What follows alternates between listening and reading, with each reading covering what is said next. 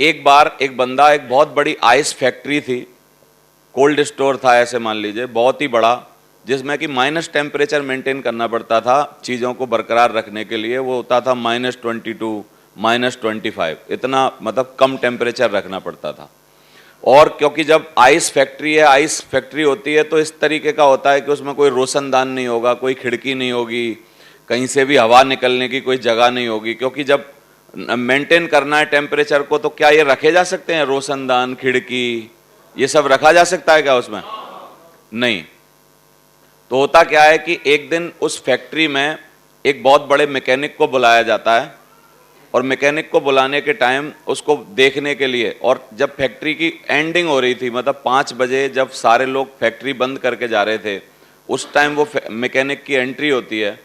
और mechanic actually रोज ही वहाँ आता था, क्योंकि मेंटेनेंस वाला था, डेली काम ही रहता था उसका, तो मेंटेनेंस वाले को बुलाया जाता है कुछ सही करने के लिए।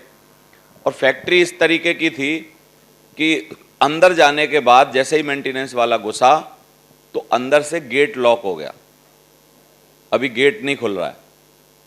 आधे घंटे तक उसने प्रयास किया, और उस टेम्परेचर पे आधा घंटा रहना बहुत मुश्किल काम था, वो बाहर निकल ही नहीं पा रहा था।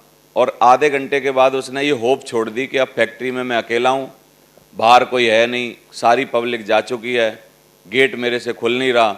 और बहुत पुरानी बात है, मोबाइल का ज़माना था नहीं तब, समझ आ रहा है आपको?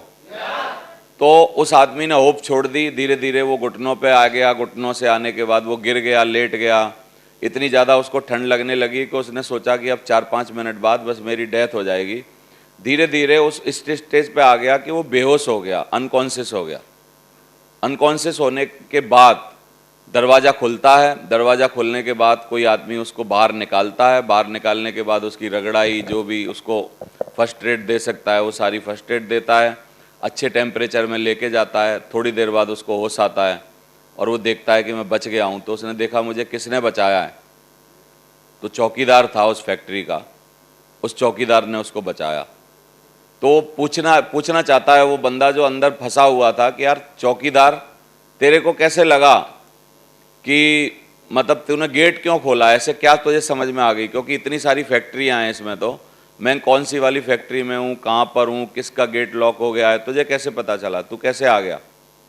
तो उसने बोला साहब एक सिंपल बात है कि आप जब भी सुबह आते थे तो मेरे से दुआ सलाम करते थे, गुड मॉर्निंग बोलते थे मेरे को, और आपकी ये आदत थी कि जब भी आप वापस जाते थे 5, साढ़े 5 बजे, 6 बजे छुट्टी के बाद, तो आपको मेरे को गुड नाइट बोल के या गुड इवनिंग बोल के जाते थे। आज आपने मेरे को गुड इवनिंग नहीं बोला और सुबह आपने बोला था।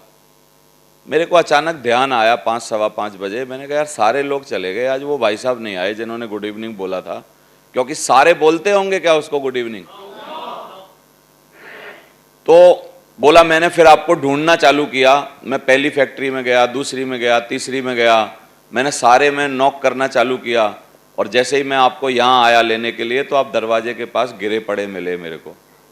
तो कितने लोग बोलते हैं उस एक छोटी सी आदत और एक व्यवहार के कारण उसकी जान बच गई। रियल स्टोरी है ये अंग्रेजों की, कि वो एक छोटे से चपरासी को भी गुड इवनिंग बोल के जाता था और दुआ सलाम करके जाता था।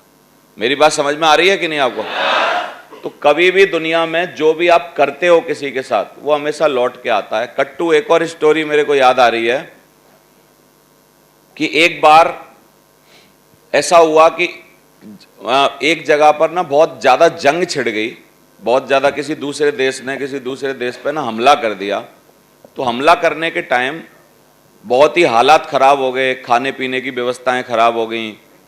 तो एक छोटा बच्चा जो कि 3 दिनों से भूखा था, छोटा बच्चा जो 3 दिनों से भूखा था, वो भूखा बच्चा, और हिदायत दी जा रही थी, बार बार रेडियो पे ये बोला जा रहा था कि कोई भी बच्चा बाहर नहीं निकलेगा, कोई भी जन बाहर नहीं निकलेगा, और बॉम्ब ब्लास्ट हो रहे हैं, ग्रेनेड बिछाए हुए हैं, तो इस तरीके का माहौल था।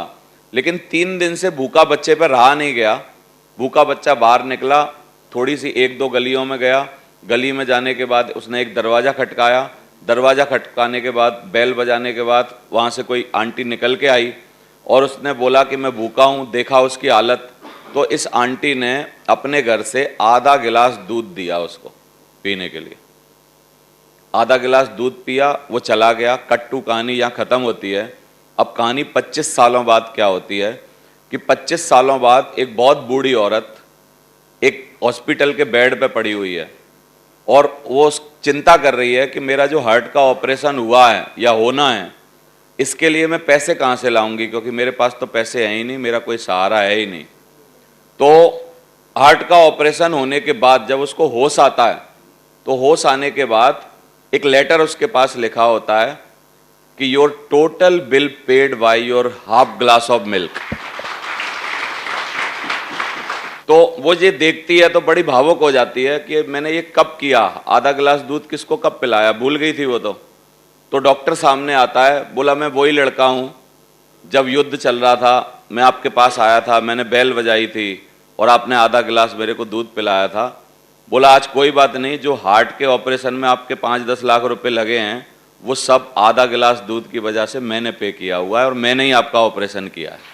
ये सारी सत्य घटनाएं हैं। तो कितने लोग बोलते हैं कि जब हम अच्छा व्यवहार करते हैं किसी के साथ तो भगवान उस व्यवहार का बदला लौटा के घुमा फिरा के हमको जरूर देता है। आवाज नहीं आ रही। और इसका उल्टा कितना है कि जब हम कभी खराब व्यवहार करते हैं तो वो भी तो लौट घूम फिर के बूमरैंग की तरह, बूमरैंग जानते हो?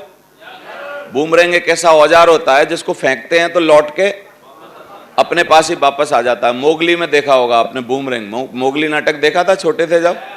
बूमरैंग की तरह हमारे कर्म जो हैं वो हमेशा हमारे पास लौट के आते हैं। अच्छे कर्म भी लौट के आते हैं तो क्या होगा, बुरे कर्म भी क्या होते होंगे, लौट के आते हैं।